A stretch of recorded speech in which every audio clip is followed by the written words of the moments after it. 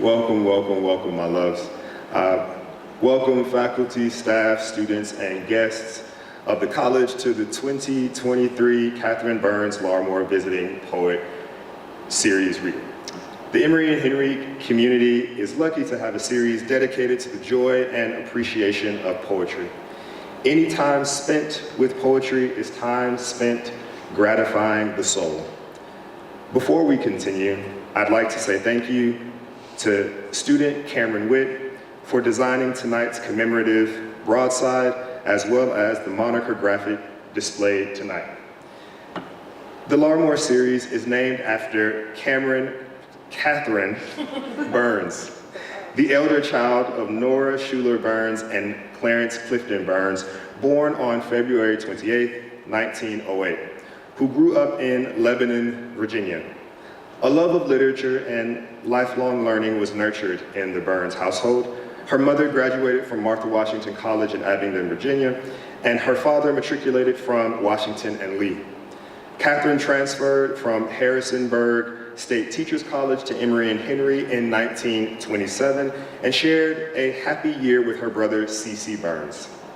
Catherine found her love of poetry blossoming as a student at Emory Henry College.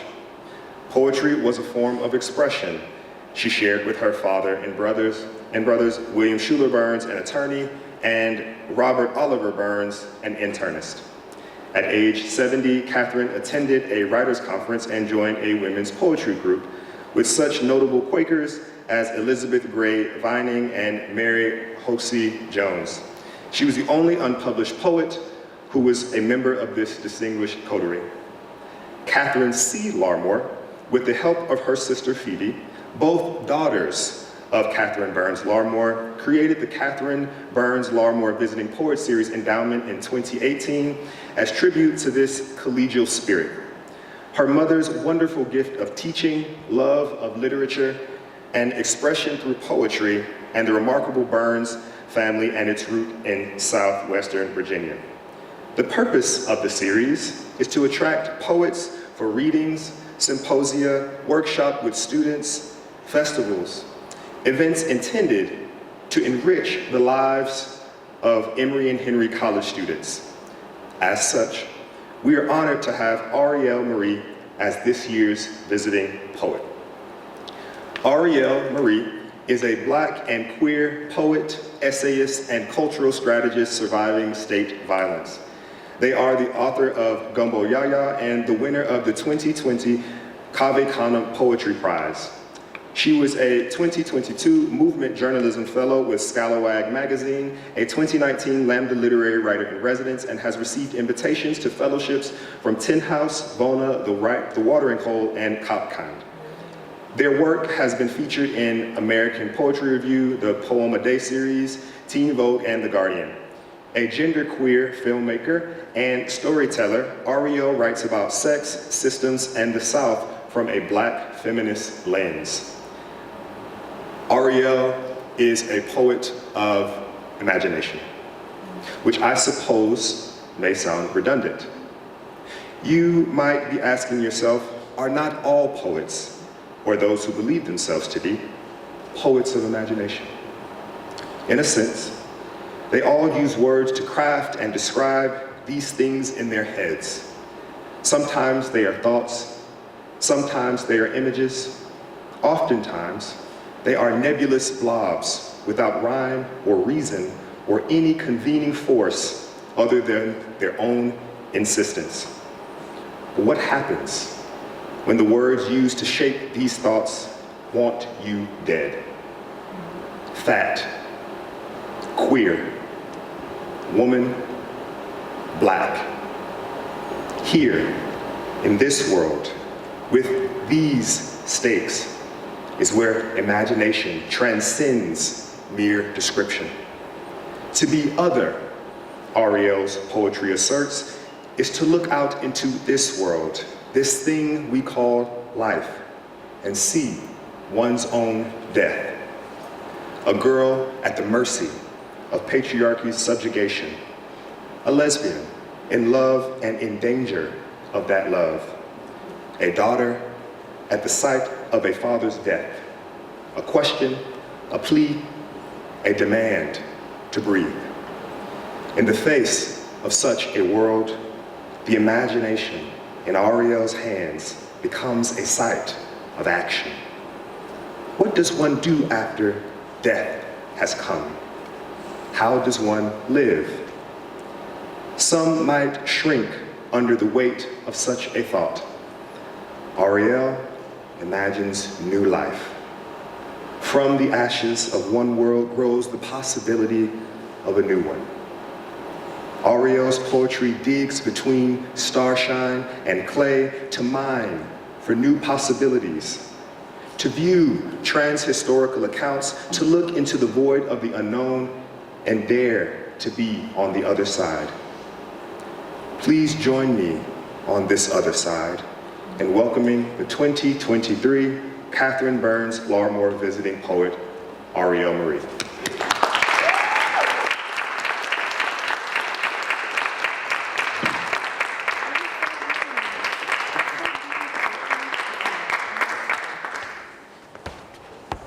Wow. Hello. Whoa. Oh, that was terrible. Okay. Let's talk, right?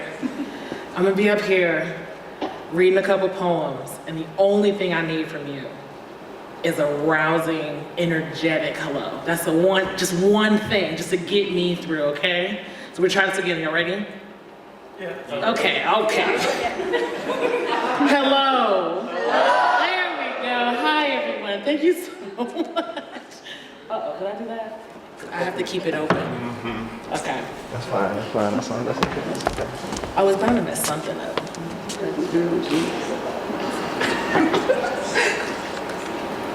Don't yell at me, Cameron. Okay. One, I'm so grateful for the invitation to Emory and Henry. You know, I got on the plane and I was like, well, I don't know what's coming, but I'm excited. I'm looking forward to it. And it has just been such a generative and in so many ways restorative and just loving visit. And so to all of the members of the class that I got to hang out with yesterday, and to everyone here, to the director of the program, to of course Professor Kelly and Professor Jackson, I'm just really, really grateful for this time and space. And I'm really grateful for those of you who have read Gumbo Ya Ya, or might get inspired to read it if I do a good enough job. Let's see how I do. I also want to say thank you to Matt for making me a delicious pie earlier that's going to sustain me, and Cameron for this glorious, glorious broadside. If you haven't already had a chance to take a look at it, I told students earlier I cry about twice a year, and Cameron got me. So it's just a really great parting gift for my time here. So I'm gonna read a couple poems, and I'm gonna get out of y'all's way. Is that all right? Yeah. Okay. I'll see how y'all do. Okay.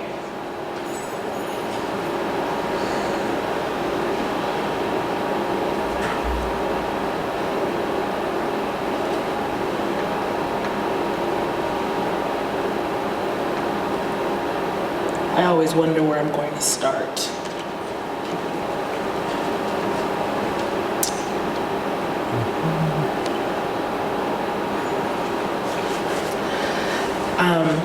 This poem is called Transhistorical, and it's a form of poetry that I admitted to the class that I was with yesterday that I'm still building.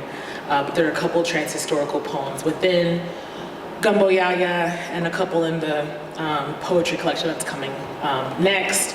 And the stanzas are numbered, but they're out of order, and you can read them in the order that I've arranged, and you can read them also in numerical order. And they offer two versions of memory, and it's just playing with time and experience and the way that time changes what the shit we go through. So I see children. So there are curse words in these poems. Just, my mama would yell at me if I didn't say that. She's a Southern lady. Trans-historical, and I observe the Sabbath like an ill verse.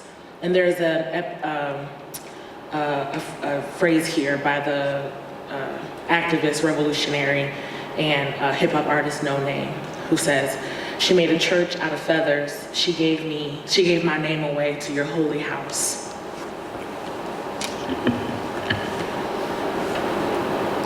My mama's love be a mountain high in flight. I build her a house at the foot of my bed. These be the truths we bore together as a tamed bruise. 1. I do not believe in my mother's God, but I do believe my mother. When she told me all things work for the good of those who love the Lord, and I love my mama. Where are my good things? I know who gave me my name. 3, my mama. A church of feather and sweat above my lip, an ocean in neglect, a decent God, a faith in bruises, she who sours at the dawn, abashed in her mourning and still trusts a word like salvation. 2, my mama is my God. I watch her eat this life's emptiness, an almighty tithe. My God lords over my hands. This sanctuary made in her likeness and already yearning for gold. My God has tamed the edge of heaven. My God, the gutter after a storm. My God, her rage broken into my rib. 5, I prepare a table in the company of eviction notices. I anoint my own head with the day's blood dew. I cannot drown in the oceans my mother has wept for me. My God called forth from her own body an aquifer. Without her, what would I have left to drink?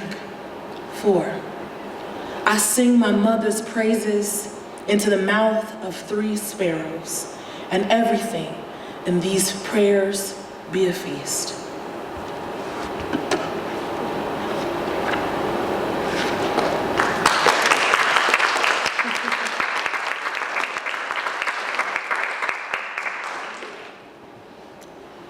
I guess we're gonna do some form today. Usually I'm fighting with form. It feels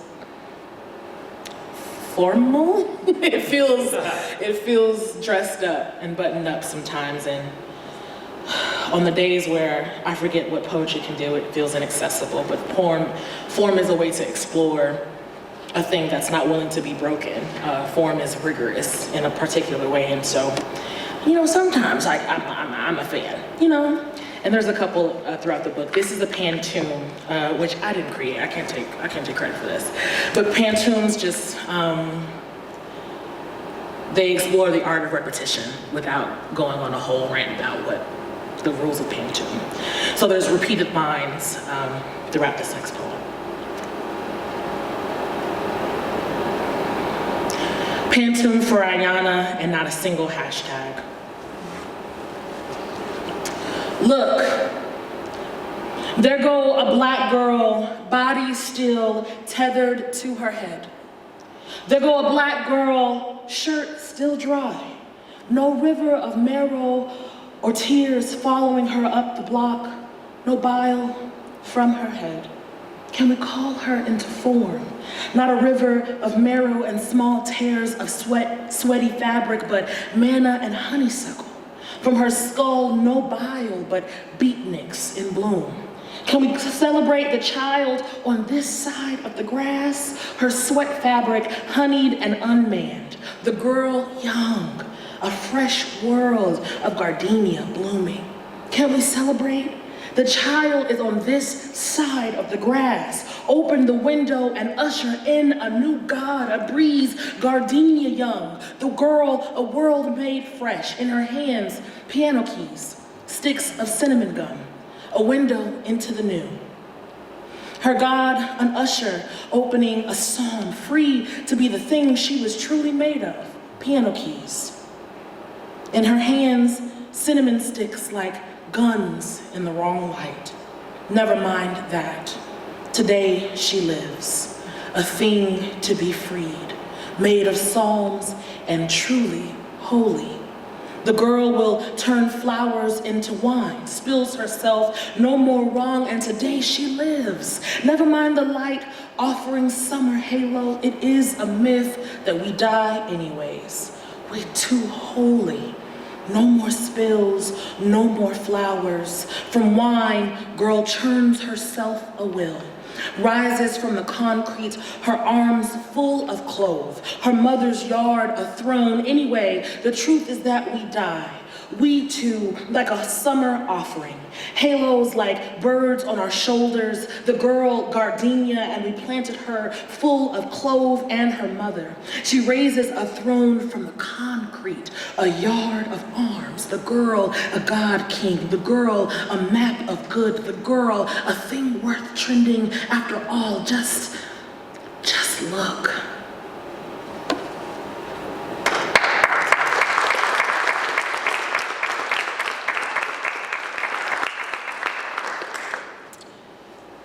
Okay.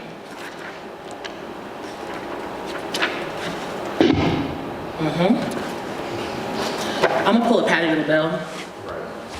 Just take his shoes off. You know, you can't see nothing. You can't see it anyway. Okay. Have you ever? Okay. How many people in here have a best friend? And not everybody. Most people. Everybody. Most people. Cool. You know when you look at that person who's your person, and you're like, love is not a good enough word. There's something else for this really, really deep, holy magic. I thought about all of my friends, the people that have kept me at some points alive, and I was thinking about this poem by Dinesh Smith, where he just uses all of his friends, all of their friends' favorite things to describe like the love between them. And it inspired this poem, which for a while was the first poem in the book, but ended up being the thing to help us end it after all. This is Psalm in which I demand a new name for my kin, and it's for my loved ones. I swear on my mother's laugh, friend doesn't cut it. You caught a bitch in her early nude, paper thin psalms sharpened into blades on her mother's lawn. What a mess, yet you loved me fiercely. Not sister, but salvation of noise. Your broke ass hands, the arithmetic of 5 points. The library dust in your bones, perhaps a way to sing my favorite poem over a cliff. My dark, bloody muse, my nigga, I love you in the worst way. I mouth pomegranate and gummy bliss, and the kernels fall like manna into your lap. I milk honeysuckle, and your belly swells with child. My love, you are mine. How do I say it plain? Your youngest born is another me. Your blood beneath his skin, but my teeth in his mouth. You spit and I blush into chlorine at Mosley Park. Not homegirl, but my bluest magic. The wicked Sunday morning song I scythe from my mother's hair like hot oil. When we feast in your kitchen, we commune. Bitch, you my whole lyric. And I said it enough that you love like an orange. You love like an orange. Cameron, I blame you. Haven't I said it enough that you love like an orange? I can pull you from the vine and weep at how many times you have halved in my palm, but not slipped away yet. Bitch, you tender me. You give me better language for my broken. What's the word? My dog, you gift me a gutter. Squad is in. I'll never fix my love into a hymn. A rope of braid at my navel. You, the whole soup. You, the roux of me. My solemn chew. My nigga, you, the gristle. I love you, the bone splinter. I love you, the gum ache. I love you, the jigsaw sweat. The deep sigh, the belly slick. The muscled sprint from sun to dusk. You, the star I follow to rid myself a Mason Dixon. You line me up over my father's toilet. When I bleed, you gather my family to pray. When I pray, you beckon my mother's God to listen, my God. Listen, my best friend, I love you. I love you. I love you. I am alive to witness you be this great iteration, this majestic selfishness. My mama says she has 12 kids, but birthed only 3, and the world was formed in how many days? I wish this same holy multiplication upon our children, our thick-headed young, a legion of fool-ass saints, linked at the hip of their glory, tethered just like this here, long after we are dead.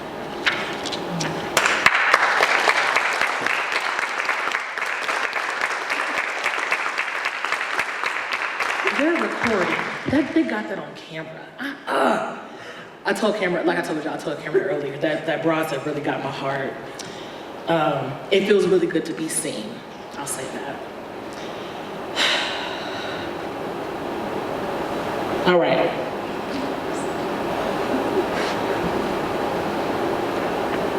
Got me all soft and buttered up. I'm supposed to scare people a little. That's my brand, you know? Let's do a little love. A little more love. This poem is called Freedom. Okay, do a little camera time. This poem is called Like a Freedom Too Strange to Be Conquered. It's titled from this poem by Brandon Went, who it's glorious. And then there's a TED Talk by this married couple, Kristen and Teak Milan, who talk about love that access survival and love that access resistance. So this is like a freedom too strange to be conquered. I pretend to cut my eyes at you in line waiting for water. I swat your laugh away from my neck in the hall. You got a mouth that like a little nip anyway. I change your name in my journal to Marcus, surrounded by petals. In each, a letter spelling yours out to bloom. Damn. Even here in my own private truth, I can't say, yes, I love, and it is the youngest, freshest thing. Yes, I love. And at the formal, we're gonna dance the way children dance. Bodies rubbing hard against imagination and bone. Panting before we even know why. Drooling the lyrics of our mother's favorite songs into one another's ears. Oh, yes, I'm moan your name on the blacktop. And oh, I'm gonna moan your name into a roll of toilet paper and flush. I swear I wanna play house on the blacktop. I wanna tell the world about you, and I can't. I wanna tell the world about me, but I ain't met her yet. I wanna tell the world something other than, ooh, Fidel Lee is so fine. Fuck that little boy and his sweaty hands. I'd rather dance in the Thursday sun that is your name, that is your laugh. I wanna toil in a queerness that ain't nobody's punchline. And speaking of strike, somehow it was just the two of us in a bathroom on the 3rd floor that first time. I wash my hands and keep my eyes out the mirror. Ari, you say my name like a damned flute, Ari. And I turn slower than worlds. Your lips are there and my lips are there, and oh God, I love you, I love you. And was the freest me, right there.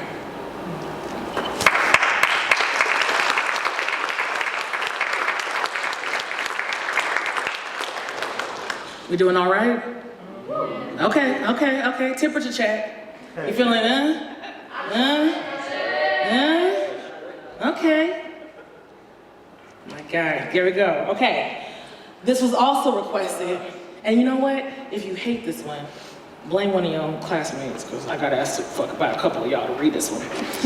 This is another transhistorical. This is transhistorical for the X and my girls. All right. Just remember, this is 3 pages. Okay? I don't want to hear nobody's mouth. And again, out of order, but you can go back and read them in the order.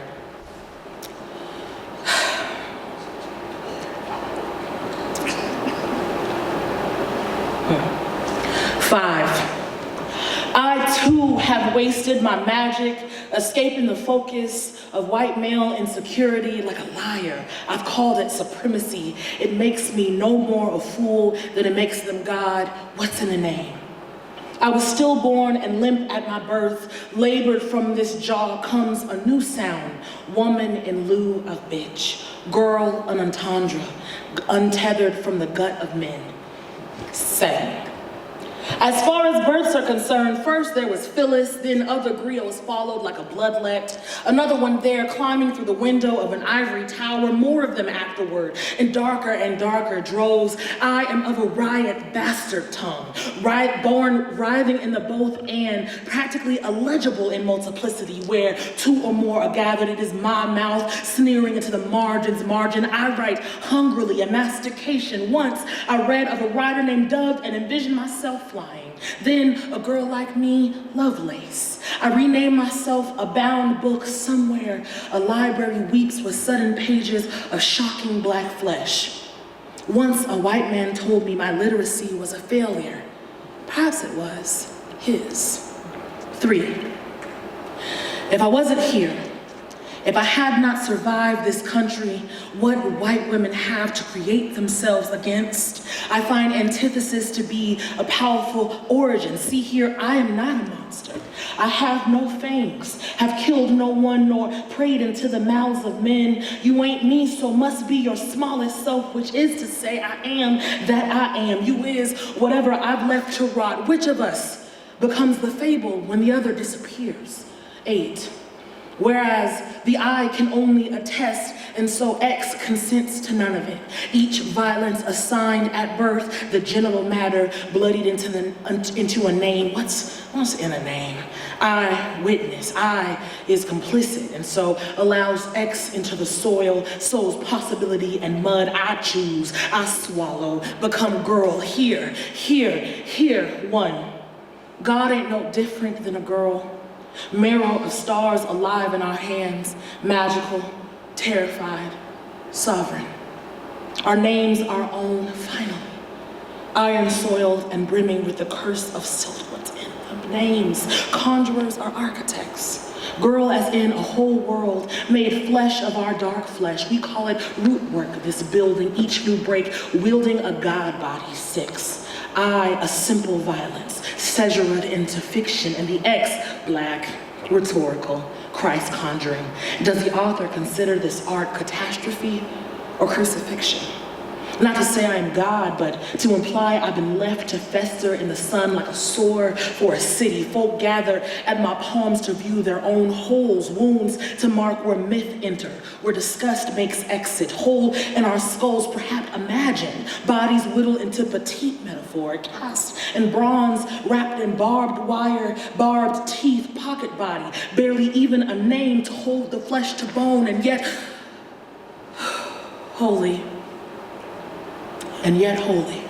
2. When they pulled me from my almighty mother, the doctors couldn't find my face. Smacked their palms against my bloody flesh to see which end of me made the most noise. Followed the cord that tethered my mother to me and discovered a neck strangled, nutrient-dense leather. Gargled and gargoyled, I fought for air, and so yes, my birth was not unlike a lynching. My mother weeping, surrounded by men readying their knives to harvest parts of me should I ever give up chase. The struggle, hours long, this fight for life, my little heart blistering into bloom, and the story has never changed. For what I mean is, this country is mine if only because from my mouth I spit its loam and unspin a noose. I won't exploit my name here, the only metaphor I've ever been given. Instead, I hunt for X, for vicious edges, and build myself a muse. Yes, I've earned this country. I owe it nothing. From my infant hand, I manipulated a death sentence into a compound complex one. Out the umbilical, I bled a life worth writing down, and in a century's time, there will be another word created still for this. Subversion tactics in the unnaming, the alternative alchemy, what I call a black girl's first breath.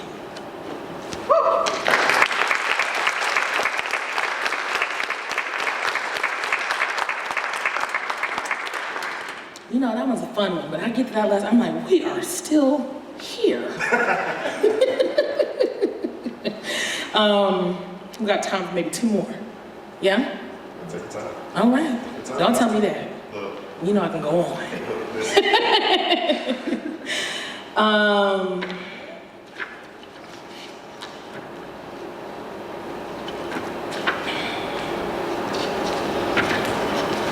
This poem talks about, this poem's talking about a lot. This book is talking about a lot, rather.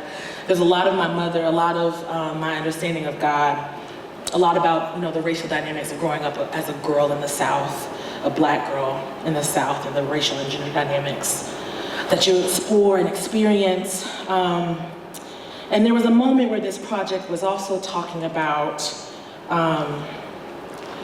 you know, the specific little miracle of being the oldest girl, the oldest daughter. I don't know if there's anybody else who's an oldest daughter. And you kind of help raise your parents a little. And it's tender and it's beautiful, but it's hard. And so, not to say that this is an autobiographical book. I don't admit to that out loud, but you know.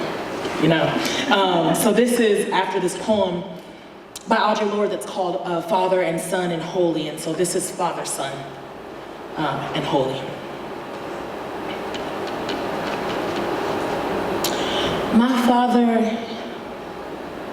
My father ain't dead yet. I kiss him and smell his flesh waiting to gangrene. My father's hands be the hands of small tyrants. He inhabits power in measures of 3 welts, fading sweetly across a daughter's cheek, not to claim that my father hit me, unless he found a mind to. Mother to toddler, I unstring his shoes at the evening, his face pained with the day's yellowed failure. You a mighty man, I coo to him, stroking the grayed scalp, skin prickling with dead growth. I'm tired, he sighs, and I abandon my studies. I'm lonely, he says, and I forsake the world. I'm hungry, he cries, and I slice my body into fleshy ribbon, then saute him a feast. Each week, I'm a different woman. Brown as them 40-ounce bottles he hides clumsily in his pocket, or delighting in his hand games, or fascinating a habit of fixing his children up, then tearing us to pieces, briar by briar. Each week I saunter into his kitchen, I score my body and ruin my appetite. Each week I'm a new girl, trying on my mama's apron. It never fits. My father lives in a home I built, fingers a trumpet I made out my teeth. My father fashions a song out himself so well. I know the words, I sing to him. He fights sleep. This was once my mother's job, and now I ain't got no mama. She's somewhere dancing with a new face. I could never call her my mother child. What for? My mama never asked me to help raise her, not even from the dead.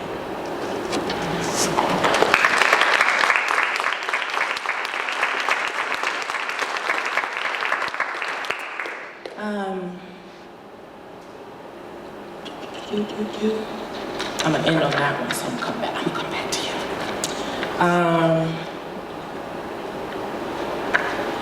Got these 2 more.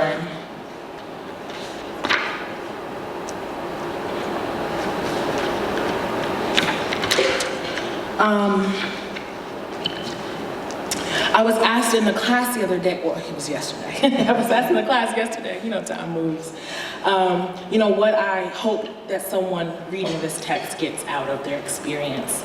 If I had a desired solution, as I think when I was writing, I may have, but, you know, I hope that across any poetry you engage with, it just makes you notice.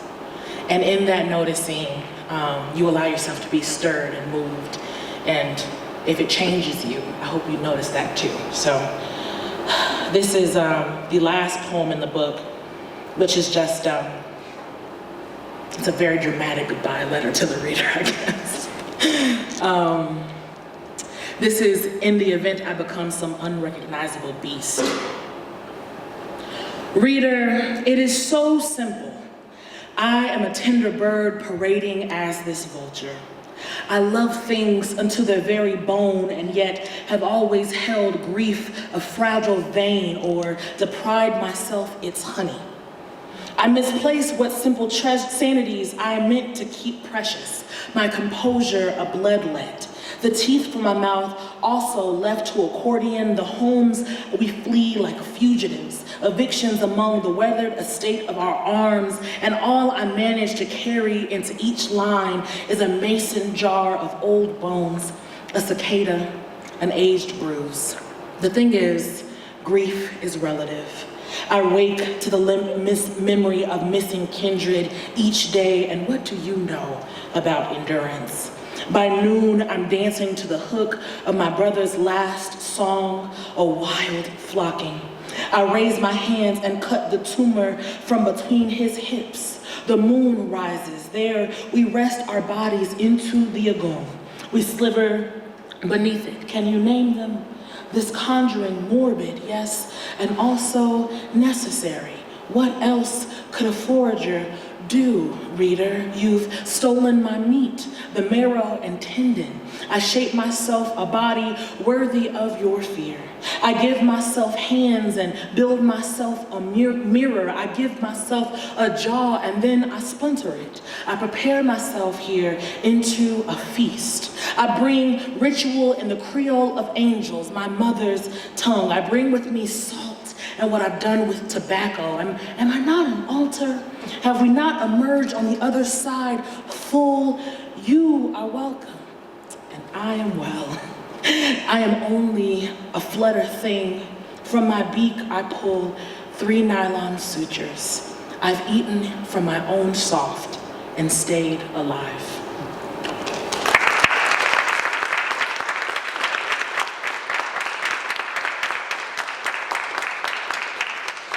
Okay, we're almost done. Home stretch, y'all. You're doing great. You're doing great.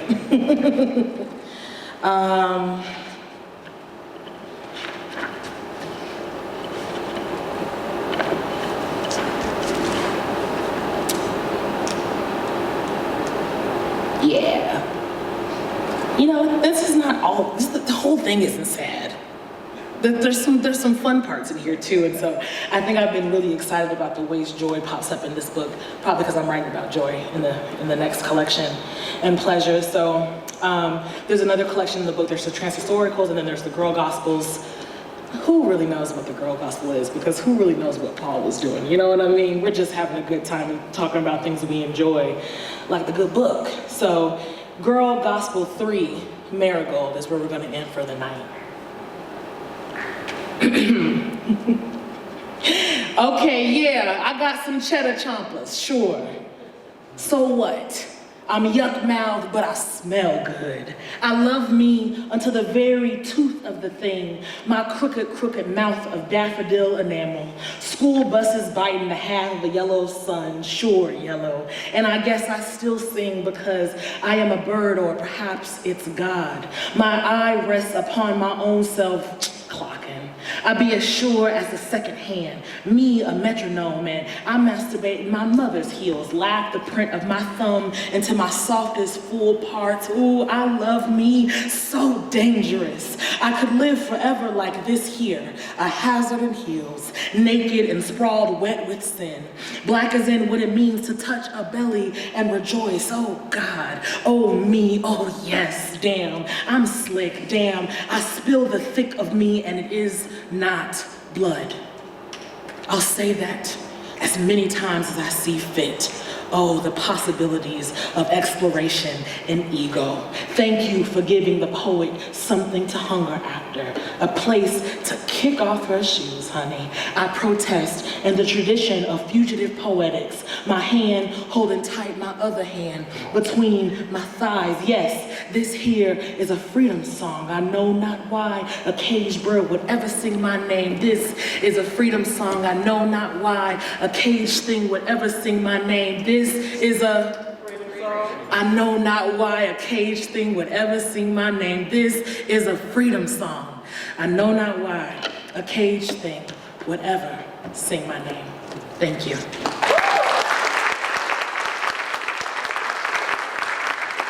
you so much.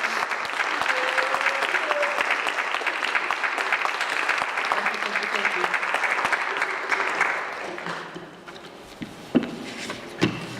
Right. All right, y'all drive safe now. Oh, I'm saying I'm staying. Okay. Where you going? Okay. Oh, I gotta go? I'm going. No. All right, please, another round of applause for Aurielle and their poetry.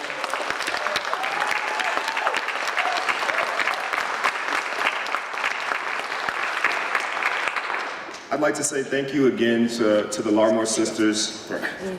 I'd like to say thank you again to the Larmore sisters for allowing us tonight to be in awe of poetry. Thank you to Aurielle for giving us a glimpse into the other side of your world. If you found yourselves inside of Aurielle's poetry, rejoice. It is a beautiful thing to be seen. If you did not find yourself inside of Aurielle's poetry, rejoice. To not be inside is not to be out. Finding oneself outside a thing is nevertheless finding oneself. Do something with what you found. With who you found. Do something with what you found. With whom you found. Tonight, we got a chance to give our attention, to share our attention. It is my belief that one of the most precious things one person can give to another is their attention. One of the most beautiful forms of love. In honor of my and Aurielle's homeland, Atlanta, I'm gonna do something real Atlanta and Black and say, turn to your neighbors. Okay, and say neighbor. And say, neighbor, thank you for being here with me. And on that note, as always, my loves, be kind to yourselves and each other. I love you all. Have a wonderful evening. Have a good night.